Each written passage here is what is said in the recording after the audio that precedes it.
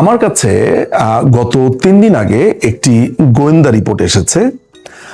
এই গোয়েন্দা রিপোর্টটা আসলে বেশ অনেকদিন ধরেই আমি পাবো পাবো করছিলাম, কিন্তু শেষ পর্যন্ত আমার কাছে এসেছে অনেক কাঠখড় পোড়ানোর পরে। সেটা হচ্ছে যে আপনারা জানেন যে এই দখলদার বাহিনীর অন্যতম প্রধান ইউনুস যখন আপনার 5ই অগাস্টের পরে যখন 8ই অগাস্ট সে ক্ষমতা দখল করলো, এবং যে সে ক্ষমতা দখল করে সে যখন তার এই জঙ্গি হামলাকে বিস্তৃত করলো, সেই সময়টাতে বাংলাদেশে লস্করি তৈয়বার এক ধরনের ব্রিডিং কিংবা বলতে পারেন যে এক মহা উৎসব সেখানে হয়ে গিয়েছিল। তো সেই সময়ে লস্করি তৈয়বা বাংলাদেশের পুরো দেশটা জুড়ে যেসব জায়গাতে তারা অপারেশন চালাতে চেয়েছিল, যেসব জায়গায় তারা ঘাঁটি করতে চেয়েছিল, অস্ত্র আমদানি করতে চেয়েছিল, তাদের লোকজনদেরকে সেখানে এনে রেখেছিল নানান ধরনের উদ্দেশ্য নিয়ে, সেটা আমি বলছি। সেটার একটা রিপোর্ট আমার কাছে এসেছে। তো আমার কাছে মনে হয়েছে যে সেটার একটা সিনোপসিস সাধারণ মানুষকে দেওয়া প্রয়োজন।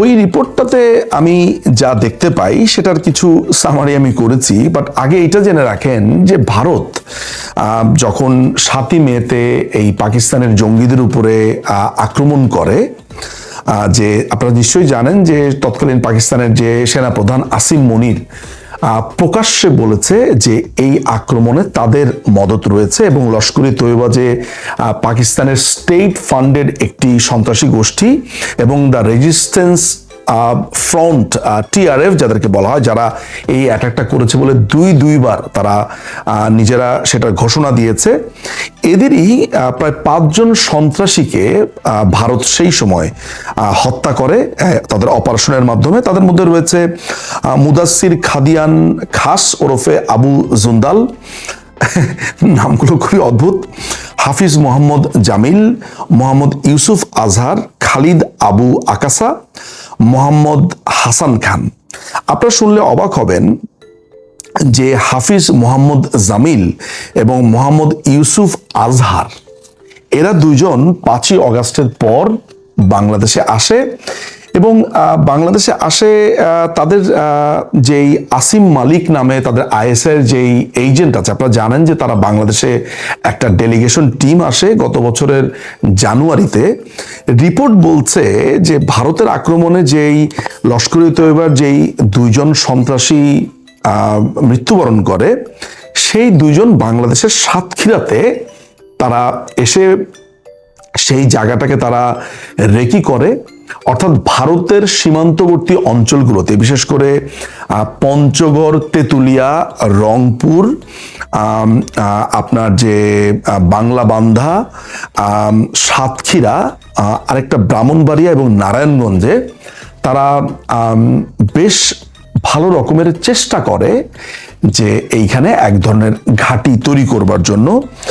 এবং সেই সময় এই ঘাঁটি তৈরি করবার জন্য আপনারা শুনলে অবাক হবেন, তৎকালীন সময় কোয়ার্টার মাস্টার জেনারেল হয়েছে বাংলাদেশ সেনাবাহিনীর ফয়জুর রহমান। সে প্রবলভাবে এই ঘাঁটি তৈরি করবার জন্য সব ধরনের ফ্যাসিলিটি বলেন, যেটা বলেন সেটা সে করবার চেষ্টা করা হয়েছিল। এবং ফয়জুর রহমানকে তখন সমর্থন দেয়, এখন সম্ভবত QMG হিসেবে আছে lieutenant general SM Kamrul Hasan. এই লোকটি সেনাবাহিনীর ফয়জুরকে তখন আসলে ফয়েল করা হয়, এবং কামরুল হাসান এবং ফয়জুরের একটা জুটি হয়, এবং বাংলাদেশের বিভিন্ন ইনফ্যান্ট্রি ডিভিশনের যারা প্রধান GOC তাদের বেশ কয়েকজনকে নিয়ে তারা গোপন বৈঠক করে, যেটা আমি আসলে বলবো যে সেটা বিভিন্ন দেশের বা একটি সুনির্দিষ্ট দেশের গোয়েন্দা প্রতিবেদনে তখন বাংলাদেশ সেনাবাহিনীর প্রধানের কাছে এই তথ্যগুলো আসে, এবং নানানভাবেই সেই কুচেষ্টা ফয়েল করা হয়।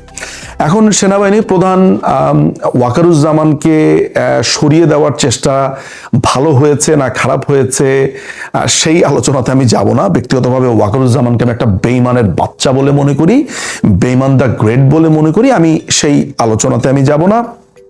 কিন্তু দর্শকদের এটা জানাবার অধিকার রয়েছে যে ওয়াকারুজ্জামানকে সরিয়ে দেওয়ার প্রচেষ্টা হয়েছিল, যেটার ডিটেইল রিপোর্টটা আমার কাছে এসে পৌঁছেছে, আমি দেখতে পাচ্ছি সেখানে ফয়জুর রহমান এবং কামরুল হাসানের সমন্বয়ে এই চেষ্টাটা করা হয়েছিল এবং আইএসআইয়ের যিনি প্রধান আসিম মালিক বাংলাদেশে এসেছিলেন, তার কয়েকটা ডেলিগেট, তার ডেলিগেশন টিম নিয়ে, এবং কামরুল হাসান তার ঠিক এক সপ্তাহ আগে পাকিস্তানে গিয়ে এই ডেলিগেশন টিমের সাথে দেখা করে। এবং আমি আরেকটা তথ্য এখানে দেখতে পাচ্ছি, সেটা হচ্ছে যে একটা এক্সিসের কথা এই রিপোর্টে বলা হচ্ছে, সেটা হচ্ছে সিপিটি এক্সিস একটা জোট, এটা একটা অলিখিত জোট, সেটা হচ্ছে যে চায়না, পাকিস্তান এবং টার্কি। ইন্টারেস্টিং ব্যাপার হচ্ছে পাকিস্তান নিজেই খেতে পায় না, সৌদি আরবে গিয়ে ভিক্ষা করে, তাদের লোকজন হায়ারে গিয়ে হজের নাম তারা ভিক্ষা করে, তারা বাংলাদেশকে অদ্ভুতভাবে বেশ কিছু অত্যাধুনিক ট্যাঙ্ক দিতে চেয়েছিল এবং সেই আলোচনা তারা করেছিল তাদের যে প্রকিউর টিম, তাদের সেই টিমের সাথে। এবং এটার ক্ষেত্রেও আমি দেখতে পাচ্ছি যে ফয়জুর রহমান এবং কামরুল হাসান এখানে একটা বড় ধরনের ভূমিকা রেখেছিল এবং ওয়াকারুজ্জামানকে তারা কোনো ধরনের রিপোর্ট দেয়নি। এটা দিয়ে সিনিয়র আর্মি অফিসারদের মধ্যে এক ধরনের অসন্তোষ তখন তৈরি হয়েছিল। আপনারা একটা কথা আপনাদের মনে আছে কিনা জানি না, সেটা হচ্ছে যে বাংলাদেশে যখন 5ই আগস্ট হয় তখন আসিম মোজাম্মেল বা এই ধরনের নামের, আমি নামটা ভুলে গেছি, লস্করে তৈয়বার অন্যতম একজন প্রধান, তিনি নিশ্চয়ই আপনারা শুনেছেন যে লস্করে তৈয়বা প্রকাশ্যে বলেছে যে 5ই আগস্টের আগে বাংলাদেশে তাদের একটা চূড়ান্ত বড় ভূমিকা ছিল এবং এখানে যে হত্যাকাণ্ড হয়েছে, এখানে লস্করে তৈয়বার যারা সোলজার রয়েছে, এই জঙ্গিরা তখন বাংলাদেশে অবস্থান করছিল। ইনফ্যাক্ট পিয়াস হাসান নামে এক ছেলে, আমি এটা মনে করতে পারি, একটা স্ট্যাটাস দিয়েছিল যেটা হয়েছে যে হিন্দিতে রাস্তাতে কথা বলছিল। পরবর্তীকালে এটা রিভিল হয় সে যেটা বলেছিল সেটা হিন্দি ছিল না, সেটা ছিল উর্দু। এবং ওই সময়ে পাকিস্তানের বেশ কিছু জঙ্গি সংস্থার লোকেরা ঢাকাতে অবস্থান করছিল এবং স্নাইপারের যে আলাপটা আসছিল 7.62 বোরের পিস্তলের কথা, এটা সন্দেহ করা হয় যে পাকিস্তানি জঙ্গিদের মাধ্যমে ব্যবহৃত হয়েছিল। আজকে এই ভিডিওটা করবার একটা বড় ধরনের কারণ হচ্ছে যে বিএনপি সরকার যেভাবে উড়ে এসে জুড়ে বসেছে, এই রিপোর্টে একটা জিনিস সাজেস্ট করা হয়েছে যে বিএনপি এখনো পর্যন্ত লস্করে তৈয়বার যেই ছোট ছোট পকেট ঘাঁটিগুলো হয়েছে, বিশেষ করে কক্সেস বাজারে তারা রোহিঙ্গা ক্যাম্পে যে ঘাটটা করেছিল এবং তারা ভারতকে কেন্দ্র করে আক্রমণের যে লক্ষ্যটা তারা করছিল, সেইটাকে এখনো পর্যন্ত নিউট্রালাইজ করতে বিএনপি সক্ষম হয়নি। বাংলাদেশে এখনো আইএসআইয়ের সেই ঘাঁটিগুলো বা তাদের সেই সময়ের যেই ইকুইপমেন্ট এবং তাদের যেই পুরো পরিকল্পনাটা, সেটা এখনো পর্যন্ত রয়ে গেছে। এবং এটা একটা স্পষ্ট সংবাদ আমাদের কাছে আছে যে এই মুহূর্তে জামাতে ইসলামী এবং আপনার আরেকজন আছে মামুনুল ইসলাম, তাদের একটা বড় ধরনের সমন্বয় হচ্ছে এই লস্করে তৈয়বার সাথে।